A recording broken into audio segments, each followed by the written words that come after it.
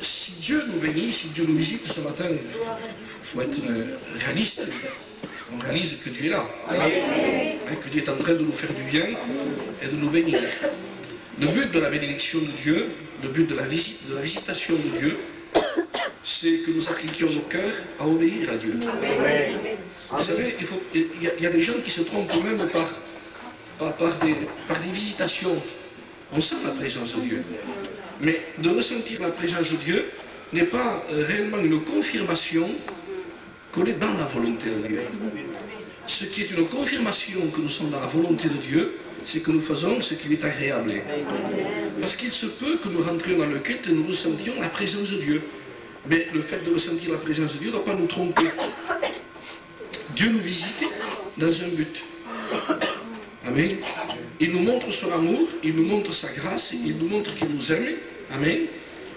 Il nous montre que Dieu veut nous visiter, nous faire du bien dans un but, c'est de nous montrer le chemin de sa volonté. Gloire à Dieu. Vous savez, il n'y a pas plus beau que de chercher à obéir à Dieu. Que nous n'en ayons pas la force, c'est une chose.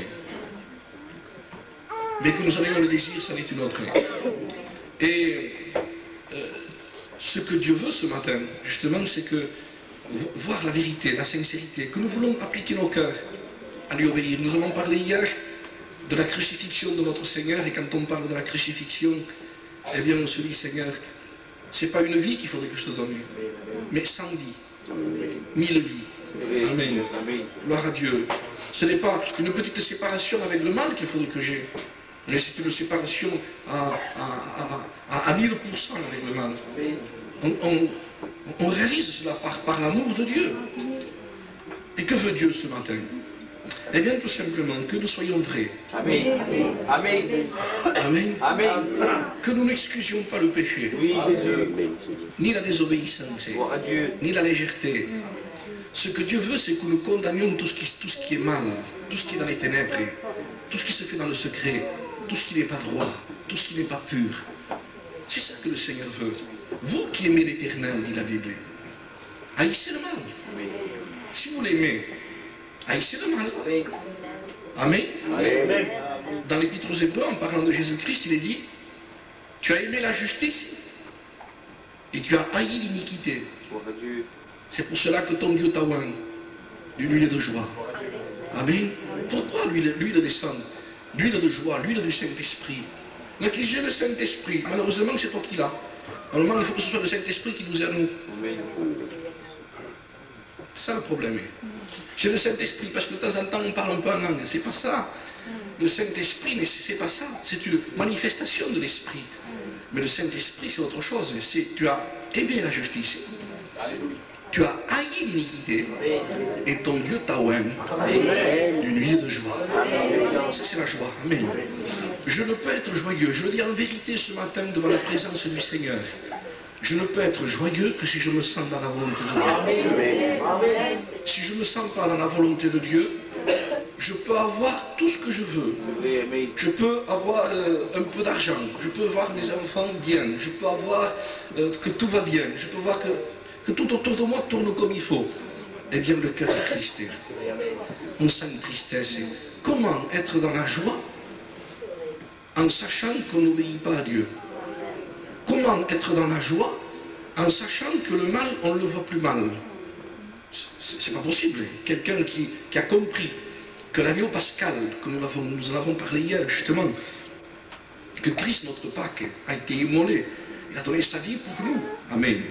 Il a donné son corps, il a donné son front, il a donné ses mains. C'est tout à fait normal. C'est avec raison, disait le Cantique des Cantiques, la Sulamite. C'est avec raison que l'on t'aime. C'est avec raison que l'on t'aime. Mais il y a toutes les raisons de t'aimer. Tu n'as aucun effort à faire, Jésus.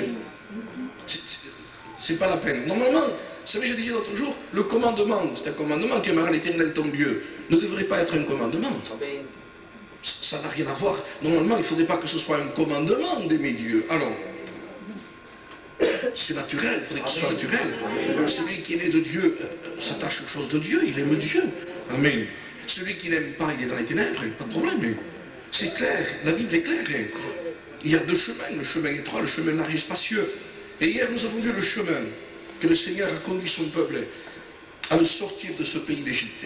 Amen. Nous l'avons vu hier et j'ai dit que la pensée m'est venue que peut-être on pourrait poursuivre sur cela. Qu'est-ce qui s'est passé après? Et ça intéresse le peuple de Dieu ce matin. Amen. Amen. Amen. Pour nous, ce qui nous intéresse, c'est si nous sommes sortis d'Égypte, alors nous sommes sauvés. Vous êtes d'accord? Amen. Le sang de Jésus-Christ purifie de tout péché. Il n'y a pas de problème. Mais gloire au Seigneur. Ceux qui ont été lavés dans le sang de Jésus-Christ, ceux qui ont cru par la foi dans ce que nous avons prêché hier, je crois que la plupart étaient là, donc je n'ai pas la peine de revenir, sinon ce serait trop long. Mais le frère m'a dit de prendre mon temps. Amen. Amen. Donc on mange un peu plus tard, peut-être.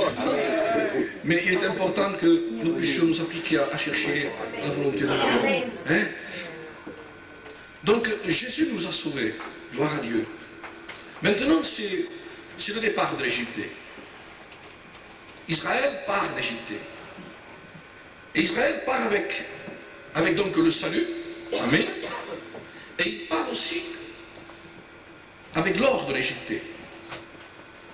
Ils ont dépouillé les Égyptiens de l'or. Et notez que historiquement, Israël est resté avec l'or et Israël a perdu la grâce. Je ne parlerai pas des Juifs ici, mais il est vrai que les Juifs, c'est un des pays les plus riches qu'il puisse y avoir. Toutes les fortunes de la terre sont des Juifs. Et il semblerait qu'ils sont restés avec l'or de l'Égypte. L'or est resté, mais ils n'ont pas reconnu Jésus-Christ. Ils n'ont pas gardé la grâce de Dieu. Maintenant, pour nous, enfants de Dieu, en quittant l'Égypte, amen, il y a un désert. Ils sortent et ils partent dans un désert. Est-ce qu'on peut se perdre après? C'est ça que les gens ne peuvent pas réaliser parfois. On dit je suis sauvé pour toujours. C'est pas vrai. Hein? Je crois que Scofield dit ça. Celui qui a commenté cette Bible, la Bible Scofield, il y a des commentaires dessus. Faites attention à ces commentaires-là. Ils sont dangereux. Lui dit qu'on ne peut pas se perdre. La Bible dit qu'on peut se perdre. Amen. Donc il vaut mieux dire ce que dit la Bible que ce que dit un homme. Amen. Mais il y a des gens qui ont cette idée. Sauvé pour toujours. C'est-à-dire que depuis que je suis sorti de l'Égypte, je suis sorti des mains de Pharaon, que j'ai accepté le sang de Jésus-Christ, je suis parti et je vis, et bien Mais la Bible dit que dans le désert, ce n'est pas tous qui ont été sauvés. Et je voudrais faire une lecture justement sur cela. Nous ferons deux lectures qui nous avertit, écoutez bien ce que dit Paul aux Corinthiens. Nous prendrons au chapitre 9, du verset 24, ou du verset 23, pour que nous comprenions bien, frères, que nous devons nous attacher, plus que jamais, dit l'Épître aux Hébreux, aux choses que nous avons entendues. Attachez-vous aux choses que vous avez entendues. Gloire au Seigneur. Je voudrais vous dire une chose ici ce matin. Je ne veux pas être dur, mais c'est dans l'amour de Dieu. Je veux que ce soit fait dans l'amour de Dieu, tout ce qui est fait ici. Amen. Le Seigneur n'est pas le Seigneur n'est pas le pasteur des hypocrites. Jésus n'aime pas l'hypocrisie. Il s'est toujours tourné contre les hypocrites, il les a dénoncés. Pourquoi? Parce qu'il voulait paraître ce qu'il n'était pas. Et quand on veut paraître ce qu'on n'est pas, je disais, Jésus-Christ a deux capacités dans la Bible. On l'appelle l'agneau de Dieu, qui ôte le péché du monde, et on l'appelle aussi le lion de la tribu de Judas. C'est un agneau et un lion.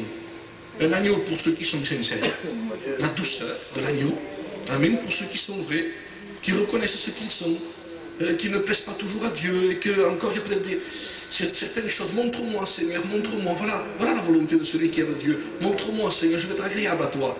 Sonde-moi, Seigneur, connais-moi, comme disait David. Sonde mon cœur, sonde mes reins, va plus loin, Seigneur. Mais celui qui n'est pas vrai, celui qui est hypocrite et qui cherche à paraître, qui dit, mais moi, ça va. Eh bien, le Seigneur n'est plus un agneau. Il devient un lion. Pourquoi? Parce que Jésus disait à ceux qui venaient vers lui, il disait, Seigneur, par exemple, le lépreux, si tu le veux, tu peux me rendre pur. Jésus pleurait. Il le purifiait. Un autre venait, Seigneur, bien, Seigneur, je veux que tu rentres dans ma maison, un publicain, des gens de mauvaise vie, tout ça qui était sincère. Le pharisien, quand il arrivait, lui, il arrivait avec une apparence, une blancheur extérieure, et le langage du Christ changeait. Cette douceur qu'avait le Christ changeait en disant « race de vipères ». C'est difficile à pouvoir concevoir que Jésus puisse parler comme ça. Un agneau parlait comme ça, un lion. Amen. Il avait une autorité terrible. Il ne supportait pas le pharisianisme. Il ne supportait pas l'apparence de la piété. Et ce qui en renie, ce qui en fait la force. Amen. Il n'a jamais supporté ce qui cache, ce qui fignole, ceux qui ne veulent pas admettre ce qu'ils sont. Dieu veut bénir. Et nous allons lire un texte ici. 1 Corinthiens chapitre 9 et verset 23. Et nous allons rentrer dans le sujet, le vif du sujet. Je fais tout, dira Paul, à cause de l'évangile, afin d'y avoir part. Ne savez-vous pas que ceux qui courent dans le stade courent tous, mais qu'un seul remporte le prix? Courez, de manière à le remporter. Tous ceux qui combattent s'imposent toute espèce d'abstinence. Et ils le font pour obtenir une couronne corruptible. Mais nous le faisons pour une couronne incorruptible. Gloire au Seigneur.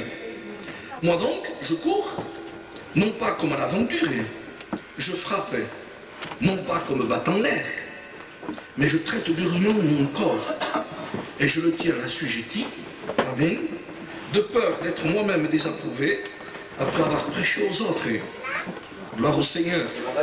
Je traite durement mon corps. Je m'abstiens. Il dit ceux qui courent se traitent durement dans leur corps. Amen. Est-ce que vous m'écoutez? Ne regardez pas les vents, ça ne sert à rien.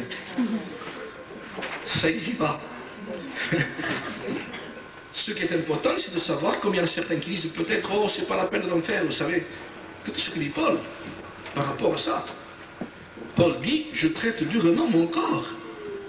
Oh, on n'est pas sous la loi, hein. Bien sûr qu'on n'est pas sous la loi de Moïse. Gloire à Dieu. Mais nous sommes sous la loi de Christ. La loi, il y a la loi de Moïse, il y a la loi de Christ. Amen. Il y a des commandements de Jésus-Christ. Et Jésus a dit, mes commandements ne sont pas pénibles. Amen. Parce qu'on aime Dieu. Tout est là. Gloire à Dieu. Donc, il dit, je traite durement mon corps et je le veux. Alors nous revenons au désert. Là, nous allons revenir en Égypte. Enfin, pardon, on va pas rester en Égypte, on est sorti. Hein? Frères, voilà ce que dit Paul. Je ne veux pas que vous ignoriez que nos pères ont tous été sous la nuée, qu'ils sont tous passés à travers la mer. Ça veut dire qu'ils ont été baptisés. C'était le symbole du baptême. Ils ont été sous l'onction, la nuée. Ils ont passé par la mer, par le baptême. Qu'ils ont tous été baptisés en Moïse dans la nuée et dans la mer. Qu'ils ont tous mangé le même aliment spirituel. Ils ont pris en un mot la Sainte Seine. Ça représente ce qu'on dit maintenant, le pain et le vin. Ils ont tous pris le même pain. Qu'ils ont tous bu le même breuvage spirituel, le rocher qui était là, car ils buvaient à un rocher spirituel qui les suivait. Ce rocher était Christ. Ils ont pris en un mot le baptême, le pain et le vin. Amen. Mais la plupart d'entre eux ne furent point agréables à Dieu, puisqu'ils périrent dans le désert. Comment? Ils ont été baptisés, ils ont pris la Sainte Seine, ils ont été conduits par la nuée, ils ont péri. Pourquoi? Parce qu'ils n'ont pas été agréables à Dieu. C'est clair, hein? Normalement, ça se passe en commentaire. Or, ces choses sont arrivées pour nous servir d'exemple à nous, afin que nous n'ayons pas de mauvais désirs comme ils en ont eu. Ne devenez point idolâtres comme quelques-uns d'entre eux selon ce qui est écrit. Le peuple s'assit pour manger, pour boire, puis ils se levèrent pour se divertir. Ne nous livrons pas point à la débauche comme quelques-uns d'entre eux s'y livrèrent de sorte qu'il en tomba 23 000 en un seul jour. Ne tentons point le Seigneur comme le tentèrent quelques-uns d'entre eux qui périrent par les serpents. Ne murmurez point comme murmurèrent quelques-uns d'entre eux qui périrent par l'exterminateur. Qu'est-ce que ça veut dire? Ils ont sorti d'Égypte et ils sont morts en chemin. Ça veut dire qu'ils ne sont pas rentrés en Canaan. Ce qui est important, la Bible dit, mieux vaut la fin d'une chose que son commencement. Amen. Vous êtes d'accord? Paul disait aux Galates, vous êtes partis par l'esprit, vous avez commencé par l'esprit et vous avez fini par la chair. C'est pour cela qu'il est important pour nous, s'il y a eu un bon départ, nous sommes rentrés dans les conditions de Dieu, il faut savoir maintenant où nous en sommes par rapport à Canaan. Ce qui est important, c'est ce qui est devant nous. Amen. La Bible dit que le meilleur est devant nous encore. Hein. Gloire au Seigneur. Et qu'il y a un combat. Or, que dit Paul? Et nous allons revenir dans un texte. Ces choses, frères, leur sont arrivées à eux. Pour qui? Pour nous servir d'exemple. Mais c'est clair quand même. Hein. C'est clair. Alors il dira, elles ont été écrites pour notre instruction, à nous qui sommes parvenus à la fin des siècles. Ainsi donc, que celui qui se croit être debout prenne garde de tomber. Gloire au Seigneur, gloire à Dieu. Et nous allons maintenant parler un peu de ce qui s'est passé un peu dans le désert. Qu'est-ce qui est arrivé à ce peuple? Eh bien, il y a un exemple qui nous est donné, c'est que dans l'Exode au chapitre 32, nous allons le lire, hein, et nous allons, pas tout lire, nous allons suivre, ceux qui ont les Bibles vont suivre. Hein.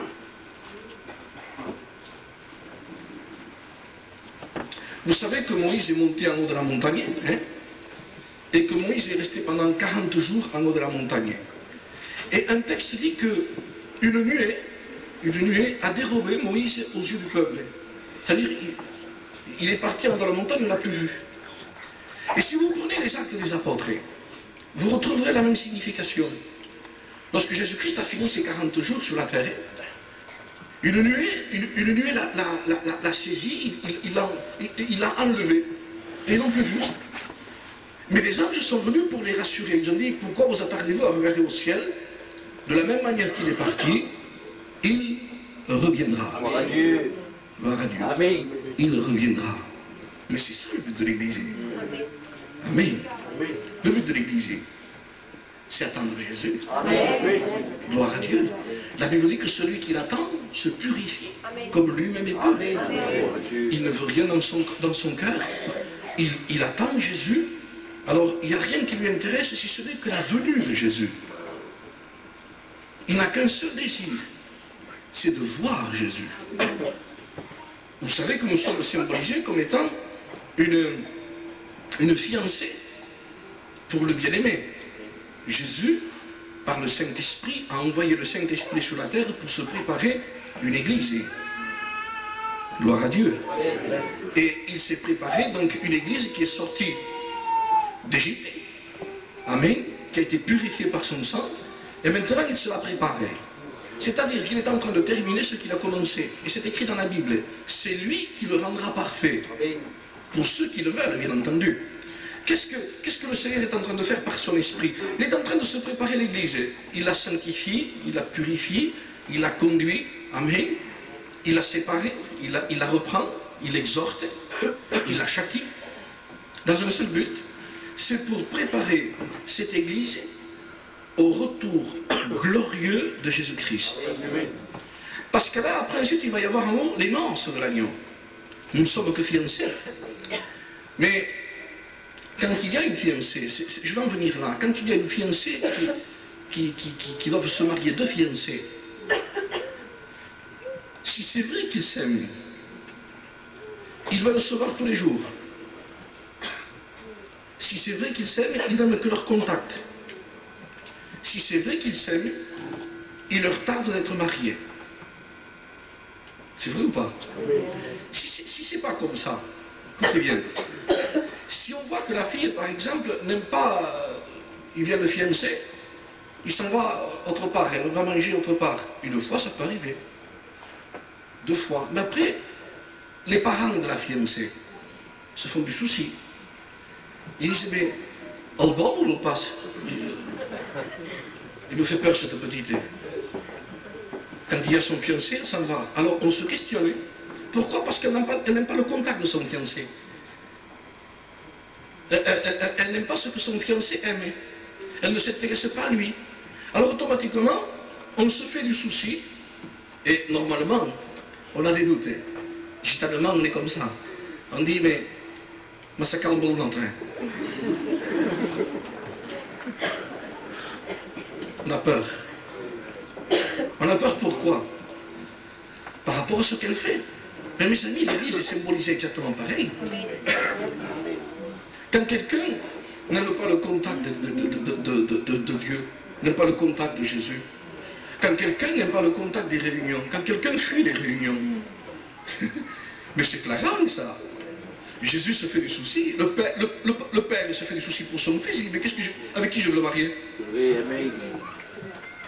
Amen. Il attend. La Bible dit que lorsque Moïse a été à la montagne, comme Jésus a été enlevé, nous allons trouver le même exemple. Mais nous allons voir ce qui s'est passé dans le désert par rapport à Israël, qui se symbolise actuellement aujourd'hui, à ce que l'Église est en train de faire aujourd'hui. Il dit que le peuple, voyant que Moïse tardait à descendre,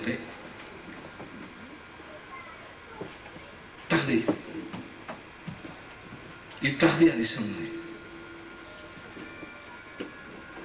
Eh bien, c'est ce que dit la Bible dans l'épître de Pierre.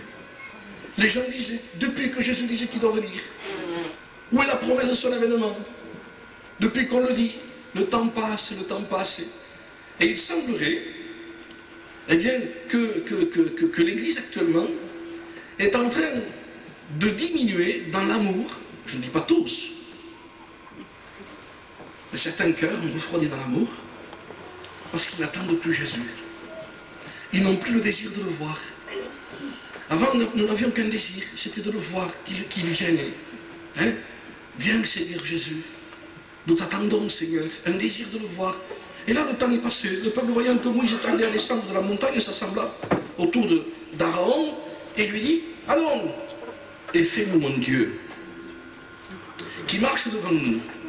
Car ce Moïse, cet homme qui nous a fait sortir du pays d'Égypte, nous savons ce qu'il est devenu. Vous savez, j'ai pris une version que j'ai chez moi, qui a été écrite par un juif. Et il traduit de texte à texte. Fais-nous un Dieu a le même sens. Fais-nous un Elohim, il dit. Et Dieu s'appelle Elohim aussi. Et le peuple qui était en bas, le peuple qui attendait Moïse, le peuple qui était sorti d'Égypte, a dit à Aaron, fais-nous un Dieu qui marche devant nous. Mes amis, ça c'est flagrant ce qu'on voit ici.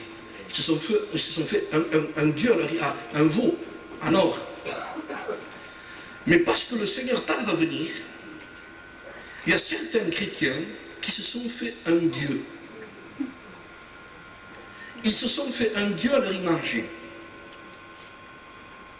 Ce Seigneur qui avait l'autorité sur eux, comme il tarde à venir, comme on ne le voit pas, comme ça tarde, eh bien les gens ont fait de l'évangile et ils font dire à l'évangile ce qui leur convient. Ils se sont fait un Dieu. Et un des signes les plus grands justement du retour de Jésus-Christ, c'est justement ça, mes amis. C'est que l'Église est tombée dans l'apostasie. Ils se sont fait une doctrine. Ils se sont fait un enseignement. Ils font dire à la Bible ce qu'elle ne dit pas. Et ça, c'est le pire des dangers pour ceux qui veulent que le Seigneur revienne. Amen. C'est de faire dire à la Bible ce qu'elle ne dit pas. Il faut laisser dire à la Bible ce qu'elle dit. Amen. Si nous voulons symboliser, c'est un symbole, et Dieu nous devenons comme les démons de Jéhovah. La Bible est claire. Amen. Amen. Amen. Paul disait, à moi il n'y a pas été le oui et le non. Le oui. Oui dans la Bible. Voilà ce qu'il dit Dieu. Et comme Moïse tardait, le peuple en bas a commencé à vouloir se faire un Dieu. Il dit, ôtez les anneaux d'or. Hein? Ils ont commencé à faire, donc, à jeter tout ce métal dans un endroit, ils ont fait un moule, hein? Et ils ont commencé à faire un Dieu. Et voici ce que dit. Et il dit, Israël, voici ton Dieu qui t'a fait sortir du pays d'Égypte. Lorsqu'Aaron dit cela, il bâtit un autel devant lui et il s'écria, demain il y aura fête en l'honneur de l'Éternel. Le lendemain, c'est écrit, nous l'avons lu dans l'Épître aux Corinthiens. Le lendemain, ils se levèrent de bon matin, ils offrirent des holocaustes et des sacrifices. Ils ont loué, ils ont continué, mais ils ont continué non plus dans la direction de ce Jésus qui devait venir. Ils se sont fait une doctrine en bas. Paul parlera de cette doctrine. Ils ont été séduits, dira Paul, dans Timothée. Et ceux qui sont séduits par ces doctrines-là, se sont fait une doctrine de démons. Terrible. Une doctrine de démons, c'est ce qui dévie de la parole de Dieu. Oui. Et nous vivons ces temps. Vous savez, ce qui est le signe justement du retour de Jésus-Christ, c'est l'apostasie sur la terre. Paul disait aux Thessaloniciens, c'était une église Thessalonique, et des pasteurs étaient passés, des soi-disant serviteurs de Dieu, avaient annoncé à cette église que le retour de Jésus-Christ avait déjà eu lieu. Donc c'était l'erreur. Et Paul va écrire aux Thessaloniciens, il dit non, non, non, non, il dit, ne vous laissez pas troubler. Jésus n'est pas encore venu. Il y a un signe, il dit, il faut qu'avant, l'apostasie soit arrivée. Et qu'est-ce que l'apostasie? Qu'est-ce que l'apostasie? Pour nous, qu'est-ce que l'apostasie? L'apostasie veut dire hors de la base, abandon de la base, abandon de la doctrine, sortir de l'authenticité, de la vérité et de la simplicité à l'égard de la parole de Dieu. C'est sortir de là. C'est ça le danger de l'Église.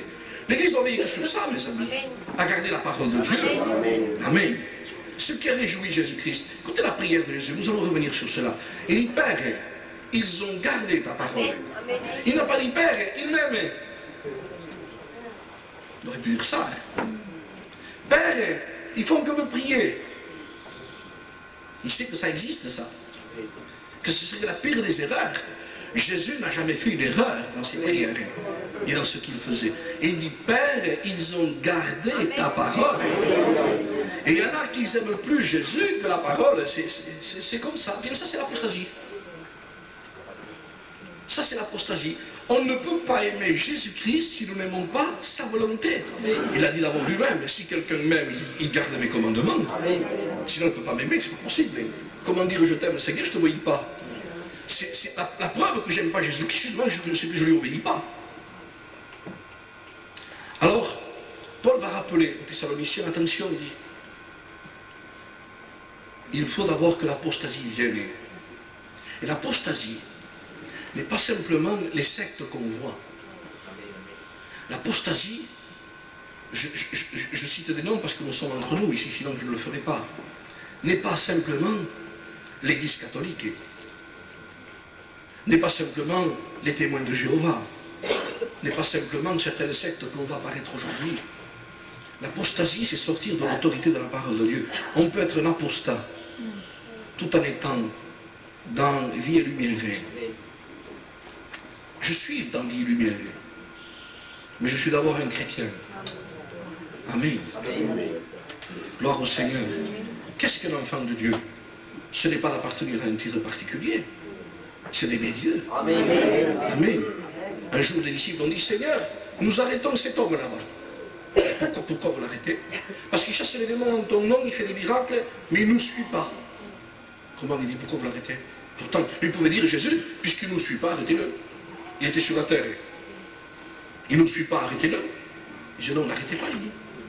S'il n'est pas contre nous, il est pour nous. Amen. Et il semblerait que maintenant, on va tout arrêter. Si on ne suit pas un groupe. Et Jésus disait, si le Christ est là, dans les derniers temps, c'est pour ça qu'on vit les temps de retour de Jésus. Les gens disaient, si on vous dit le Christ est là, n'y allez pas, ils disaient, n'y allez pas, c'est faux ça. Je ne suis pas dans un endroit particulier, moi. On ne s'accapare pas le Christ, on n'enferme pas dans une maison, dans une nomination, mes amis. Jésus est là où on le respecte. Jésus est là où on l'honore. Amen. Et moi, ce qui fait ma fierté, c'est d'appartenir à Jésus. Amen. Non pas à un titre quel que ce soit.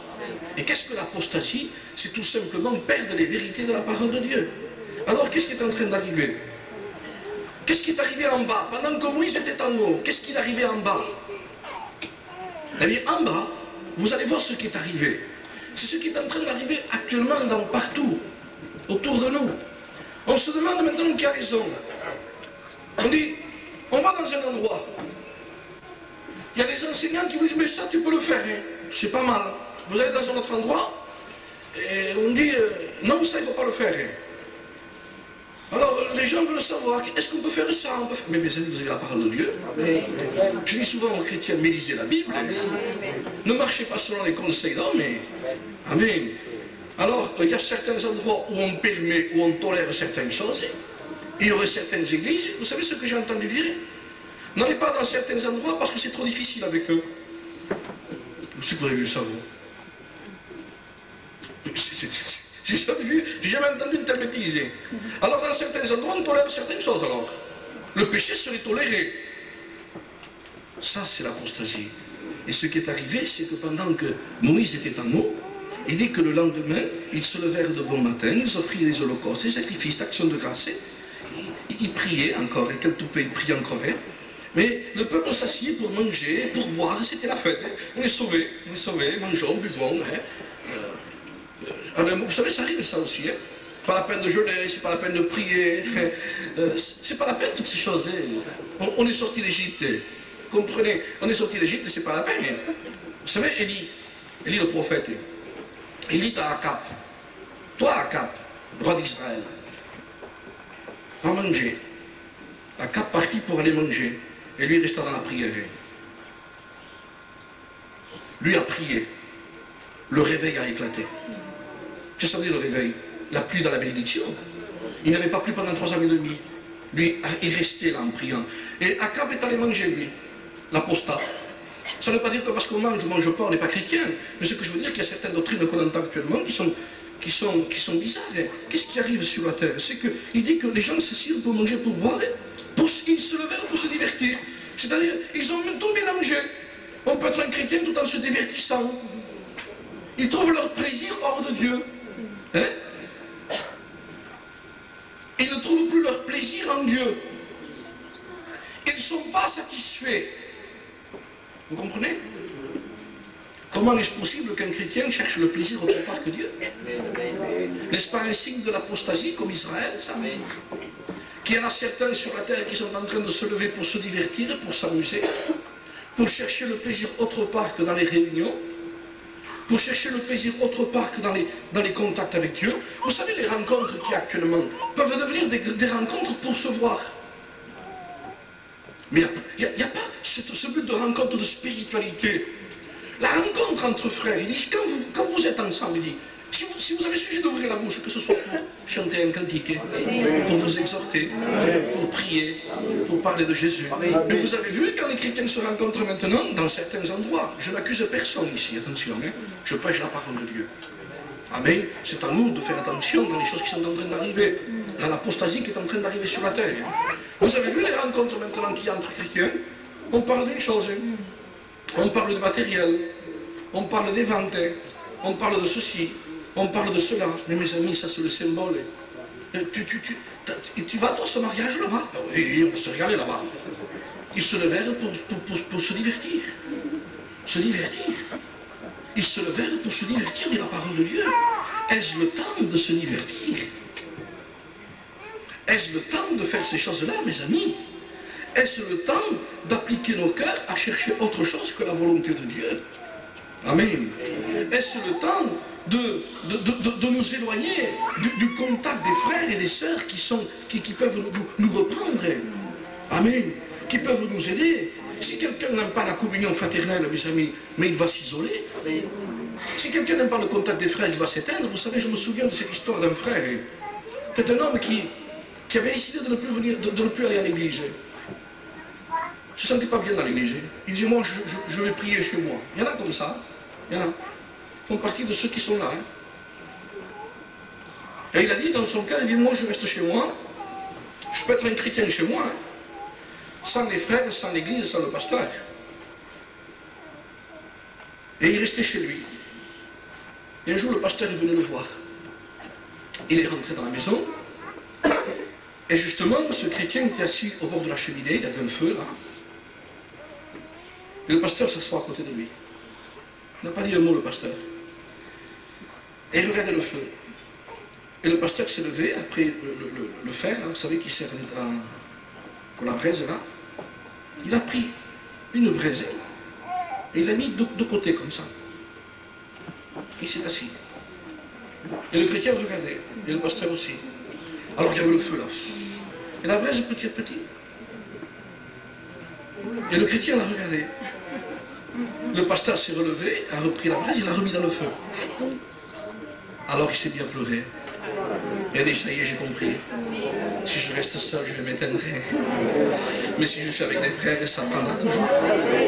Gloire au Seigneur. Mais c'est ça la vie de l'Église. Gloire à Dieu. Amen. Il n'y a pas 50 d'enseignements. Il n'y a pas 50 de volonté de Dieu. Il y a un seul Dieu, un seul baptême, un seul esprit, dit l'apôtre. Amen. Gloire au Seigneur. Il n'y a pas divers enseignements. Pourquoi tu peux faire quelque chose, l'autre pas? Dis plutôt, peut-être que je ne suis pas à ce niveau encore. Ça, c'est la vérité. Ça c'est de l'humilité. Mais ça, c'est la vérité. Mais la Bible dit, ne te cabre pas contre la vérité. On dira, nous n'avons point d'armes contre la vérité. Nous n'en avons que pour la vérité. Et dans les proverbes, il est écrit, la vérité ne la vend pas. Acquiers-la, garde-la. Au contraire, allez plus. Est-ce qu'il n'y en a pas l'acheter de vérité par là? Moi, mon frère, j'en ai besoin. Donne-moi un peu plus de vérité. Je ne vends pas la vérité. Il y en a qui la vendent pour n'importe quoi. Ça ne se vend pas la vérité. Parce que quelque chose leur convient, alors ils disent, mais non, ça ne peut pas dire ça. Non, mes amis, alors là, on commence à devenir hypocrite. Et ça, on devient apostat. Ce qui est arrivé, c'est que l'Éternel dit à Moïse, verset 7, va, descends. C'est un peu la peine, ça. Va, descends, car ton peuple que tu as fait sortir du pays d'Égypte s'est corrompu. Celui qui était sorti d'Égypte, si content de sortir, si joyeux de sortir, nous avons été purifiés par le sang de Jésus. Ça y est, ça y est. Mais dans le désert, il dit, quand Moïse est parti en haut, ils n'ont pas attendu. Pendant que Moïse était en haut, eux se corrompaient en bas. La corruption a commencé à venir. La légèreté et tout ce qui s'ensuit. Ils sont devenus idolâtres.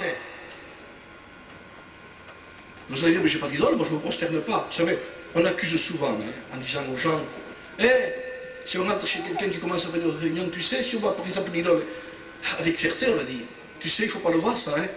Ça, c'est l'idole, ça, hein. Mais mes amis, il faudrait fouiller dans le peuple de Dieu s'il n'y a pas des idoles. Ça, c'est l'idole qu'on voit. Mais la vraie idole est là-dedans.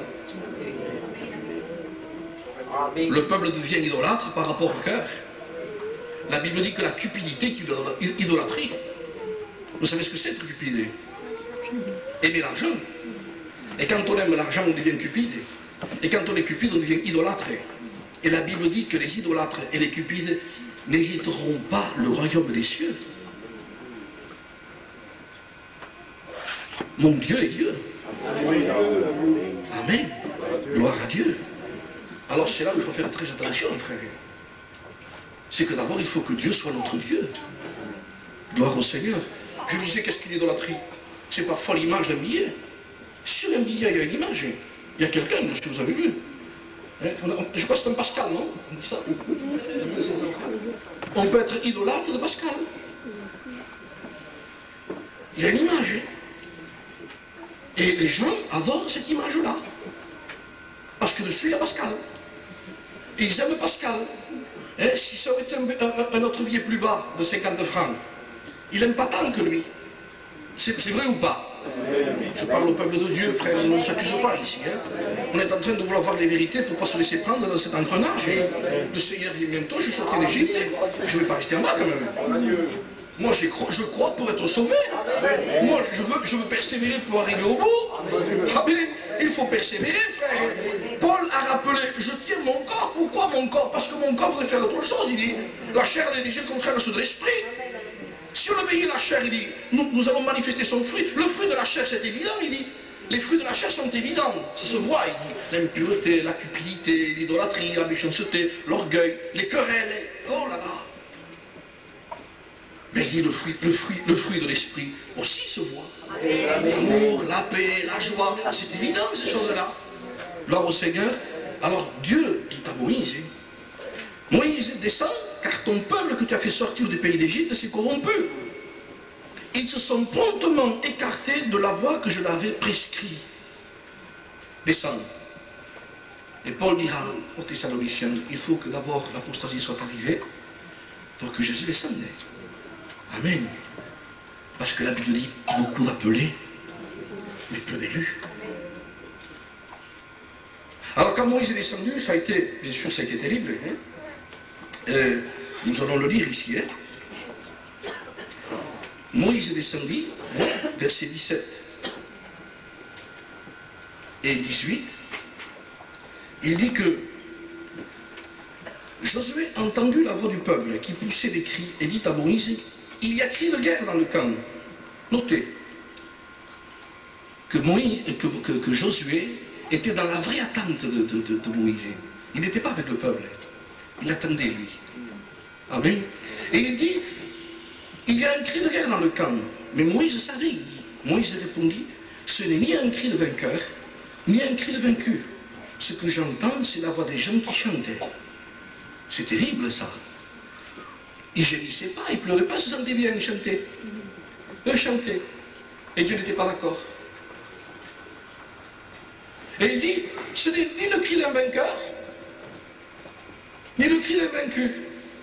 Si vous reprenez le texte dans le livre de l'Apocalypse à l'église de l'Odyssée que nous sommes en train de vivre maintenant, il dit à peu près la même chose. Tu n'es ni froid, ni bouillant. Tu n'es ni vainqueur, ni vaincu. Ce n'est pas ni le cri ni d'un vainqueur, ni d'un vaincu. Les gens chantent en bas. Alors ça chante. Fais comme ça maintenant. Ça chante. Oh, connais bien. Seigneur Jésus-Christ, la volonté de Dieu n'est pas faite. Ne trompons pas nos cœurs, frères et sœurs. Mais vous vous rendez compte de ce qui est en train d'arriver? Les gens préfèrent maintenant la fiesta. Mais ce n'est pas la fiesta, l'église. L'église, c'est la prière, c'est Dieu. Amen. Ce n'est pas les impulsions de la chair. Oh, qu'on se sent bien. On est en train de se doper, oui. Tant de dopage, ça. On a même plus que le compte. Non, mes amis, le dopage est interdit. Amen. Il faut courir selon les conditions. Pour ne pas être disqualifié. Si on trouve du dopage dans quelqu'un qui court dans un stade, il est éliminé, même s'il arrive le premier. Hein? S'il a pris certaines poudres, quelque chose qu'il ne faut pas. Il y en a qui se dopent dans une réunion, ils prennent certaines choses. Alors, ils sentent bien, mais ça c'est du dopage. Tu cours pas selon les conditions. Tu frappes comme va-t'en l'air, tu frappes n'importe où. Moi je crois, hein, je crois Dieu, moi. Tu frappes, qu'est-ce que tu fais là où tu vas? Non, dit Paul, moi je frappe quand il faut. Je frappe quand il faut, quand c'est le moment qu'il faut, là où il faut. Amen. Les armes avec lesquelles nous combattons ne sont pas charnelles, elles sont spirituelles par les vertus de Dieu pour renverser des forteresses. Et Paul disait, les armes que nous avons, elles sont offensives et défensives. J'ai la foi, je prends les coups, mais j'ai l'épée. Hein. Attention, l'ennemi doit reculer. Le péché doit reculer. La désobéissance doit reculer. La sainteté doit s'imposer. La Bible dit, la sainteté convient à ta maison. Ce qui convient à la maison de Dieu, c'est ce qui est saint, tout ce qui est pur, tout ce qui est droit. Amen. Ne combattons pas ces choses, nous allons avoir Dieu pour ennemi. Attention, il vaut mieux avoir Dieu pour ami et dire Seigneur, c'est toi qui as raison, c'est moi qui tort. Non, j'y arrive pas, c'est tout. C'est toi qui as raison. Hein. Non, Seigneur, je demande pardon, j'y arrive pas. Mais c'est ce que tu dis qui est important. C'est pas parce que je le fais qu'il faut l'endoctriner et faire une doctrine. Mais tu comprends, il faut comprendre la faiblesse humaine, Seigneur. La faiblesse, ce n'est pas péché. C'est vrai que Paul disait qu'il était faible. Et que quand il était faible, il était fort. Mais ça ne veut pas dire que sa faiblesse était péché. Ça veut dire qu'il ne se sentit rien devant Dieu. Et tant qu'on pourra se sentir, il ne se sentira rien devant Dieu. Il dit, Seigneur, il me faut ta force de toute façon. Je ne suis rien du tout. Amen. C'est ça dont la faiblesse parlait, Paul. Il y en a qui mettent cette faiblesse dans le temps d'obéir à la chair. Et de se permettre certaines choses. Tu le comprends, on est sur la terre. Et j'ai entendu des prédicateurs dire, on n'a pas des ailes là. Des blasphèmes, tout ça. Si c'est pour excuser le péché, vous vous rendez compte? Nous en avons parlé hier. Quand on voit Jésus crucifié, sa souffrance, pour dire aux gens, ah non, tu peux le faire ça. Si tu es charnel, c'est normal, vis selon la chair. Vous croyez ça? Vous croyez que Dieu aurait donné son Fils pour ça? Vous croyez qu'il n'y a pas une pleine victoire dans le Christ, dans la croix, pour pouvoir vivre une vie sainte? Amen. Soyez parfaits comme votre Père Céleste est parfait. Qui c'est qui l'a dit ça? C'est Jésus qui l'a dit. Amen. Alors, gloire au Seigneur. Que dit Paul? Les ministères qui sont donnés, c'est pour présenter à Dieu les hommes devenus parfaits en Christ. C'est Paul qui le dit aussi. Gloire au Seigneur. N'excusons rien. Mais au contraire, admettons. Et disons, Seigneur, la vérité est là. Seigneur, qu'est-ce qui est en train d'arriver? Ce n'est ni un cri de guerre, ni un cri de vainqueur, Josué. C'est le peuple qui s'est corrompu. Alors, comme il s'approchait du camp, il dit qu'il vit le veau, les danses, le veau avec la danse, vous avez vu? La colère de Moïse s'enflamma et jeta de ses mains les tables sur Birza au pied de la montagne. Il prit le veau qu'il avait fait, écoutez bien, le brûla au feu, il le réduisit en poudre, répandit cette poudre à la surface de l'eau. Écoutez ce qu'il fait. Il fit boire les enfants d'Israël. Il fit boire les enfants d'Israël dans cet endroit. Et quand je pense, moi, à cette boisson qu'ils ont pris, à ce breuvage qu'ils ont pris, ça me fait rappeler certaines choses. Écoutez bien, pour nous, nous allons le symboliser ce matin par rapport à la Sainte Seine. Parce qu'il y en a qui prennent la Sainte Seine tout en ayant un cœur idolâtre. Il y en a qui prennent la Sainte Seine n'importe comment. Pourquoi Moïse leur fit voir cela? Il y a un passage dans les Nombres, je vous donnerai les références, sinon ce serait trop long. Dans les Nombres, attendez, je vais vous le donner, au chapitre 5 du verset 12 jusqu'au verset 28. Vous le lirez chez vous si vous voulez, je vous donnerai les références. Écoutez bien. Lorsqu'il y avait des lois en Israël, et il disait, lorsque un homme déclarera que sa femme l'a trompé, excusez-moi, ce matin c'est sur la prédication, eh bien, cet homme amènera sa femme au sacrificateur, pour savoir si c'est vrai ou pas. Il y a calomnie. Écoutez comment ça se passait. Il dira, tu rentreras dans le temple, tu te tiendras debout, la femme, on prendra de la terre qui est dans le tabernacle, on mettra de l'eau à l'intérieur, et on te fera boire. Si c'est pas vrai, rien ne t'arrivera. Mais si c'est vrai, il va y avoir une manifestation de cela. Ton ventre va s'enfler, et ta cuisse va dessécher. Qu'est-ce que ça veut dire? Eh bien que tous ceux qui sont devenus, je ne parle pas d'ici, je parle en général dans ce qui est en train de se passer dans l'Église. Jacques reprendra ce passage qui ressemble un peu à cela. Adultère que vous êtes. Ça veut dire que vous avez été mariés. Vous n'avez pas respecté votre mari, votre père et votre fiancé qui est Jésus. Pourquoi? Ne savez-vous pas que l'amour du monde est? Vous aimez quelqu'un d'autre, il dit. Et ces gens-là qui aiment le monde, il dit, l'amour du Père n'est pas en eux.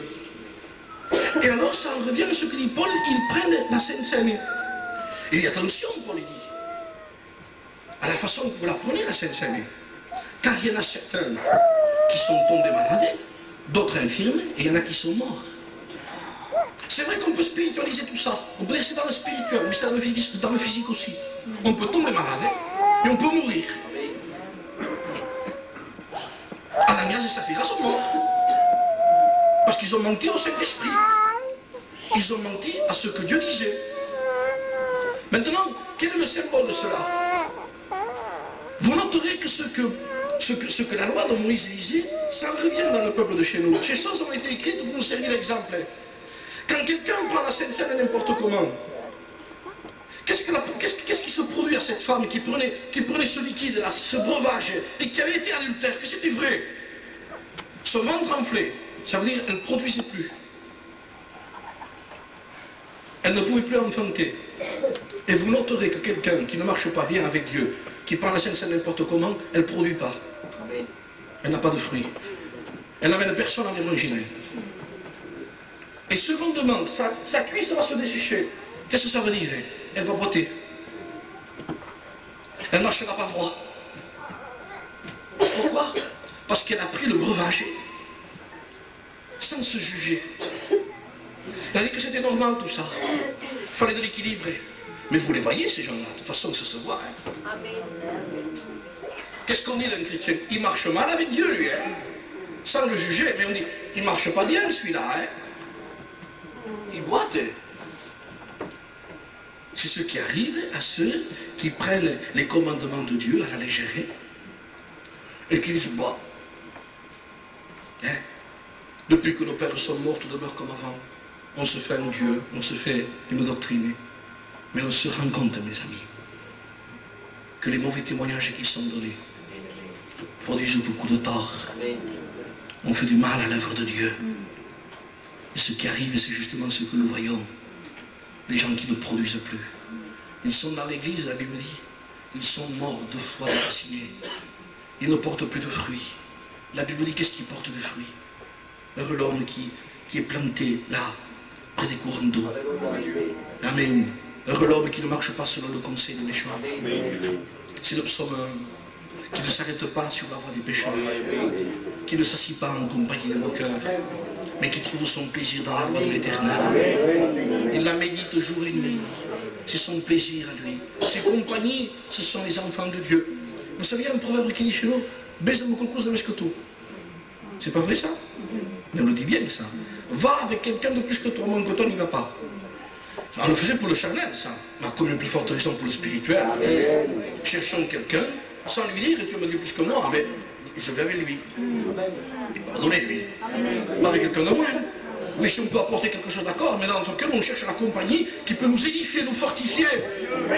Gloire au Seigneur. C'est là la volonté de Dieu, à notre égard.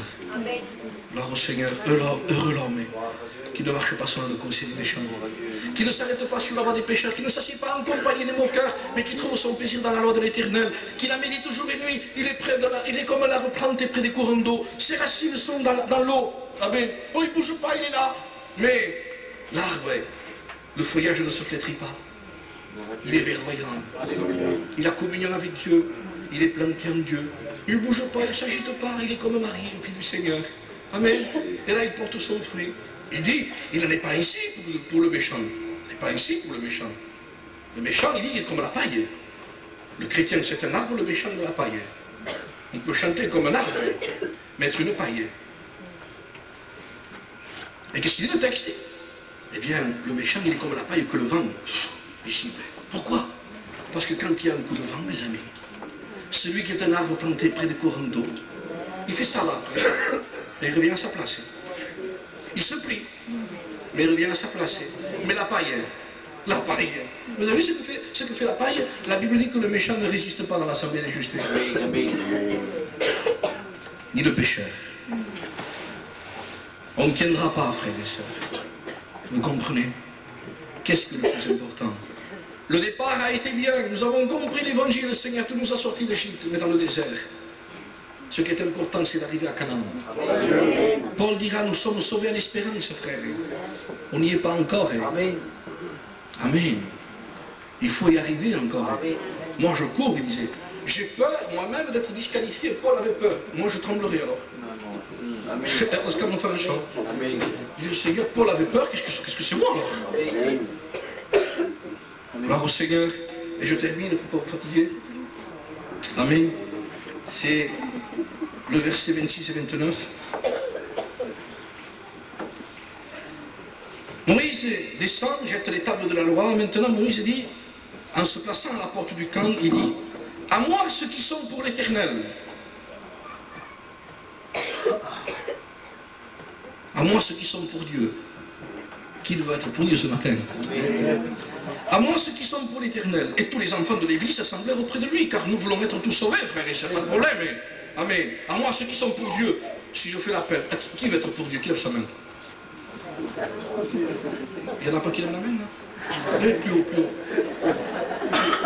Engagez-vous avec la main. Parce que moi, je vais vous engager aussi. Amen. Alors, Seigneur, à moi, ceux qui sont pour l'éternel, et qu'est-ce que fait les gens? Ceux qui sont pour l'éternel. Alors, tous les enfants de Lévi, ça court et se mettent autour de Moïse, dit la parole de Dieu. Ils s'assemblèrent auprès de lui. Il leur dit, ainsi parle l'Éternel maintenant. Maintenant, à moi que ceux qui sont pour Dieu, maintenant, parole de Dieu. Il faut pratiquer maintenant. Parce qu'il est plus facile de lever la main que d'écouter ainsi parle l'Éternel. Vous êtes d'accord? Amen. Alors il dit, ainsi parle l'Éternel, le Dieu d'Israël, que chacun de vous mette son épée à son côté. C'est plus le même cas maintenant, mais nous allons spiritualiser cela, leur montrer comment ça se passait. Voilà comment ça s'est passé ici. Il dit que chacun de vous mette son épée à son côté, traverse et parcourt le camp d'une porte à l'autre, et que chacun de vous tue son frère, son parent. À moi ceux qui sont pour Dieu. Et maintenant Moïse leur dit, ça y est, mettez l'épée maintenant. Traversez le camp. Et tous ceux que vous verrez sur votre passage, tuez-les. C'est pas pareil ça, hein? Bon, ben, on va essayer d'obéir, Seigneur. Je prends mon épée, c'était bien, hein? Imaginons ce temps-là, je prends mon épée, je commence à parcourir le camp, et je vois quelqu'un que je ne l'aimais pas trop. C'est pas que je lui en voulais. Tel. Obéir. Ça, ce sont les choses qui nous évoluent le moins.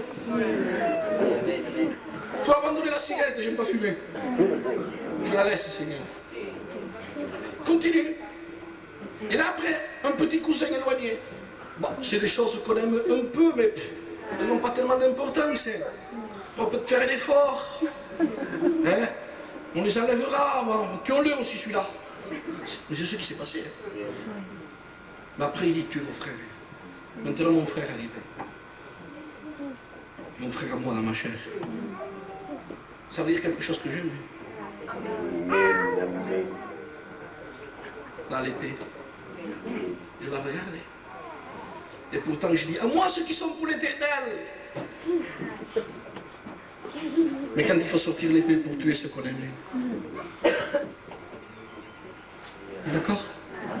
Vous comprenez ce qui s'est passé dans le désert? Sort l'épée. Son frère. C'est dur, frère. Et continue, écoutez, les enfants de Lévi firent se coordonner Moïse. Environ 3000 hommes parmi le peuple périrent cette journée. Moïse dit, consacrez-vous aujourd'hui à l'Éternel. Consacrez-vous aujourd'hui à l'Éternel. En quoi? Même en sacrifiant votre fils. De plus en plus loin. Je me consacre. Seigneur, mon frère, c'est déjà le sommet. Mais je vois mon fils devant moi. Je sors l'épée. J'ai levé la main. Il faut que je tue mon fils. David disait, offrirai-je à l'Éternel des sacrifices qui ne me coûtent rien. Ce que Dieu veut, mes amis, c'est qu'on offre à Dieu ce que nous aimons le plus.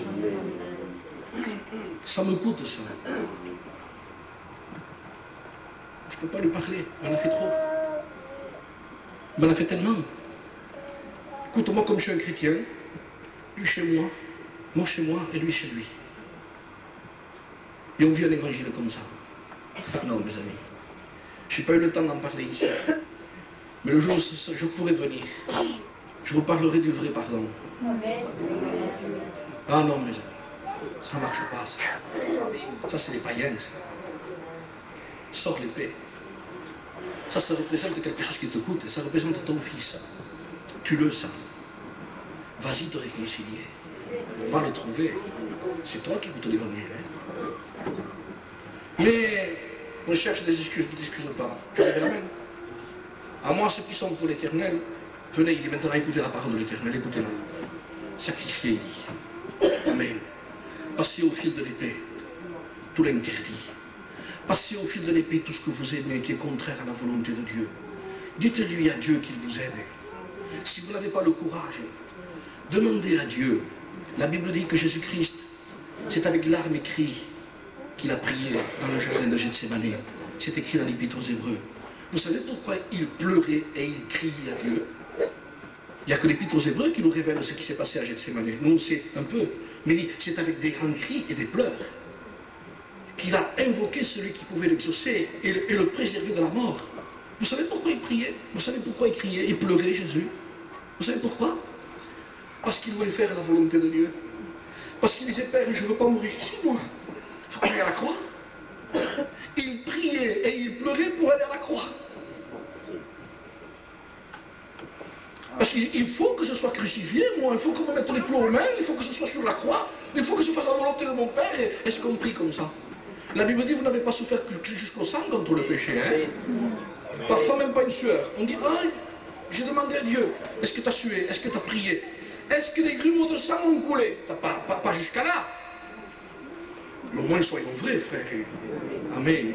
Tu hontes ce qui peut être un interdit, tu hontes ce qui peut nous arrêter. Il dit, Moïse, consacrez-vous aujourd'hui à l'Éternel en sacrifiant votre fils, votre frère, afin qu'il vous accorde aujourd'hui une bénédiction.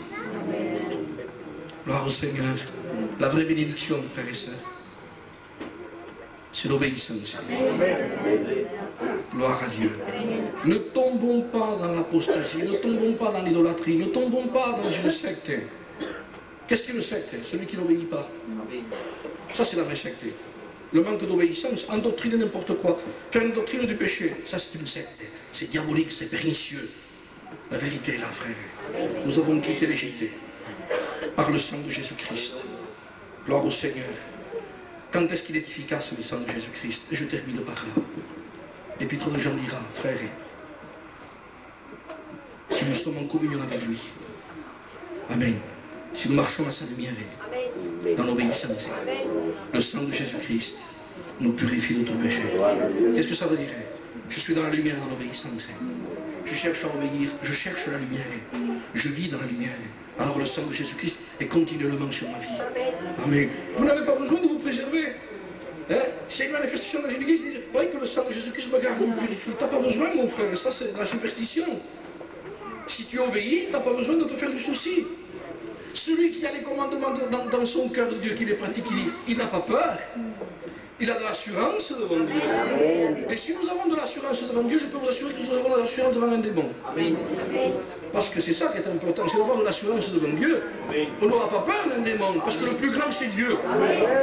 Et c'est à lui que nous devons respecter, c'est lui que nous devons craindre. Hein? Ne craignons pas ce qui peut tuer nos corps, dit la Bible. Craignons celui qui a le pouvoir de jeter l'âme en enfer, et celui qui a le pouvoir de jeter l'âme en enfer, c'est Dieu.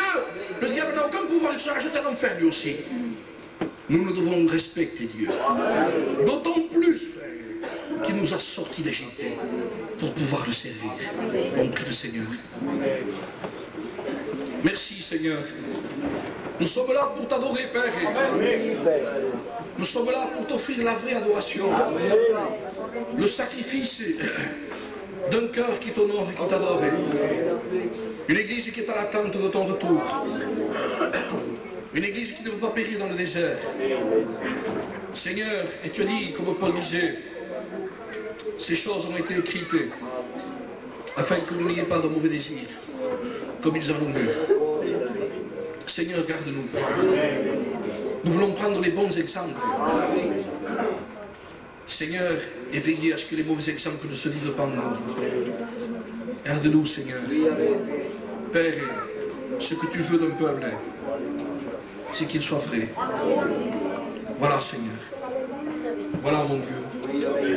Nous venons à toi, Seigneur, pour te dire que ta volonté soit faite. Que ta volonté soit faite.